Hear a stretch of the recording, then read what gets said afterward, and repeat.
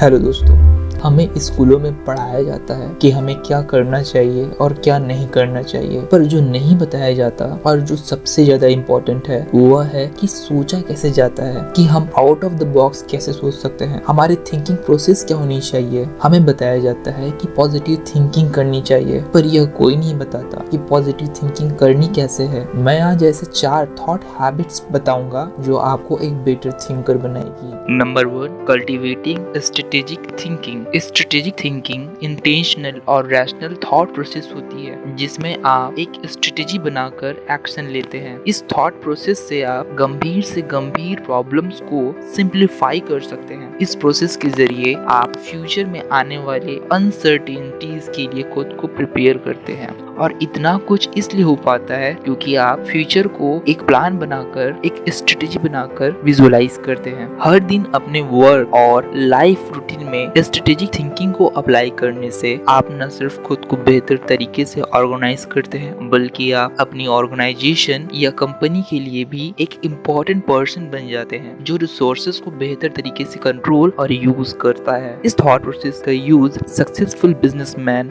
Great leaders अपने goals को achieve करने के लिए करते हैं। एक कहावत है, नो पेन नो गेन। जब आप दर्द सहते हैं और रिस्क लेते हैं तभी आप कुछ नया और बड़ा कर पाते हैं। सक्सेसफुल लोग कैलकुलेटेड रिस्क लेते हैं और इसलिए वह हर दिन सफलता की एक नई ऊंचाई को छूते हैं, पर वे ऐसा इसलिए कर पाते हैं क्योंकि उनके पास एक स्ट्रेटेजिक प्लान होता है। इसलिए आप भी खुद में यह स्किल जरूर डेवलप करें। आप अपने स्ट्रेटेजिक थिंकिंग स्किल को इम्प्रूव करने के लिए कुछ स्टेप्स को फॉलो कर सकते हैं, जैसे फ्यूचर के प्लान के लिए कुछ समय जरूर निकालें, उन ट्रेंडिंग टॉपिक्स को आइडेंटिफाई करें जो फ्यूचर में चलने वाली है। आप अपने थॉट प्रोसेस को रोज जरूर एनालाइज करें ताकि आप उन थॉट्स को एलिमिनेट कर पाएं जो आपके काम की नहीं है, ताकि आप क्लियरली सोच सके। अपनी फील्ड के एक्सपर्ट्स और लीडर्स की सलाह ले ताकि आप अपने ऑर्गेनाइजेशन और खुद के लिए एक बेहतर स्ट्रेटेजी वाले प्लान बना सके। सेकंड पॉइंट है, engage in inquisitive thinking. Successful leaders और बिजनेसमैन अपना बहुत सा समय सीखने में इन्वेस्ट करते हैं। वे इस बात पर ध्यान नहीं देते कि वे क्या जानते हैं, बल्कि इस बात पर फोकस करते हैं कि उन्हें क्या नहीं पता। वे हर समय कुछ नया सीखने की, बुक्स पढ़ने की और दूसरों के एक्सपीरियंसेस से सीखने की कोशिश करते हैं। इंक्विजिटिव थिंकिंग का मतलब होता है नई नई चीजों को सीखने, उन्हें जानने और अनुभव करने की उनकी इच्छा। यह स्किल इसलिए जरूरी है क्योंकि यह मीनिंगफुल लर्निंग और साइंटिफिक इंक्वायरी का सोर्स है। यही क्वेश्चन करने की स्किल आदमी के डीप थिंकिंग स्ट्रेटेजी, जैसे कि हाइपोथेसाइज करने की क्षमता, किसी भी चीज को प्रेडिक्ट करने की क्षमता और थॉट एक्सपेरिमेंट को ट्रिगर करती है। Award winning organisational psychology professor Francesca Gino कहती है कि जब जिज्ञासा पैदा होती है तब हम डिसीजन मेकिंग में कम गलतियां करते हैं। हम लोग ज्यादा इनोवेटिव और क्रिएटिव होते हैं।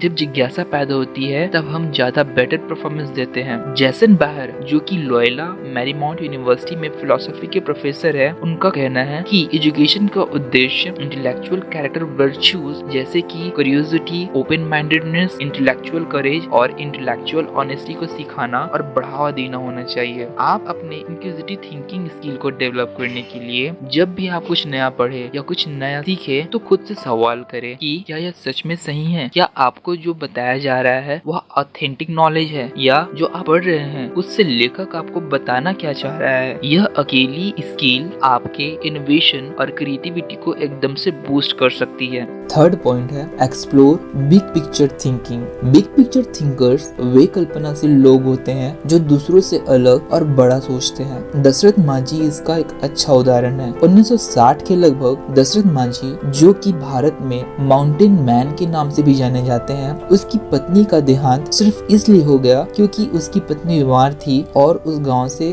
सबसे करीब का हॉस्पिटल 45 मिनट दूर था, जहां पहुंचने के लिए रॉकी माउंटेन को पार करना होता था। किसी और को ऐसा समय न देखना पड़े, इसलिए दशरथ माझी ने उस पहाड़ को खोदकर 10 मीटर लंबा रास्ता बनाया, जिससे कोई भी व्यक्ति हॉस्पिटल सिर्फ 15 मिनट में पहुंच सकता है। इस 10 मीटर लंबे पहाड़ को खोदने में दशरथ माझी को पूरे 22 साल लगे। दशरथ माझी बिग पिक्चर थिंकर का एक एक्सट्रीम एग्जाम्पल है। बिग पिक्चर थिंकर बनने के लिए आप कुछ स्ट्रेटेजीज को अपना सकते हैं, जैसे उन हैबिट्स को आइडेंटिफाई करें जो आपकी बिग पिक्चर थिंकिंग एबिलिटी को सीमित करता हो। परफेक्शन के पीछे ना भागे। परफेक्शन एक इल्यूजन है जो कभी हासिल नहीं होता। आप सिर्फ सीखते हैं और खुद को बेहतर करते हैं। आप जहाँ हैं और आपके पास फोकस जितना है वहीं से आप आगे बढ़ना शुरू करते हैं। अपनी एनर्जी छोटे छोटे कामों में वेस्ट न करें। यदि आप छोटे छोटे कामों के लिए या उन कामों के लिए जिसमें आप एक्सपर्ट नहीं हैं ज्यादा सोचेंगे या उन कामों को करेंगे तो आप अपने मेन गोल से भटक सकते हैं। इसलिए